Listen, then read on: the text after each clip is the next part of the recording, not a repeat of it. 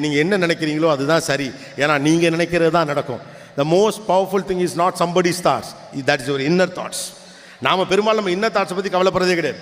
அதை கண்டமேனிக்கு வச்சுக்கிறது. என் வாழ்க்கை எப்படி போகுது, எவ்வளவு நல்ல வாழ்க்கை கிடைச்சாலும் அனுபவிக்கலாம் இல்லை. நம்மளுக்கு அனுபவிக்கிறது ஒரு பயம்.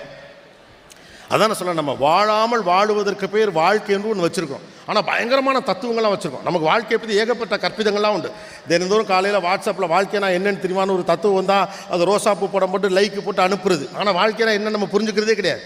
வாழ்க்கைங்கிற ஒரு டெம்ப்ளேட் இல்லை. உங்கள் வாழ்க்கை வேறு, என் வாழ்க்கை வேறு. இப்போ கூட நீங்கள் கேட்டிங்கல்ல, இவர் கோட்டு போட்டு வரலையா, ஒவ்வொருத்தருக்கும் அடுத்த ஒரு வாழ்க்கை குறித்து ஒரு கற்பிதம் இருக்குது. கோபிநாத் தூங்கும்போது கூட கோட்டு போட்டு தான் தூங்குவார் நம்புறவங்களாம் இருக்க வாய்ப்பு இருக்குது.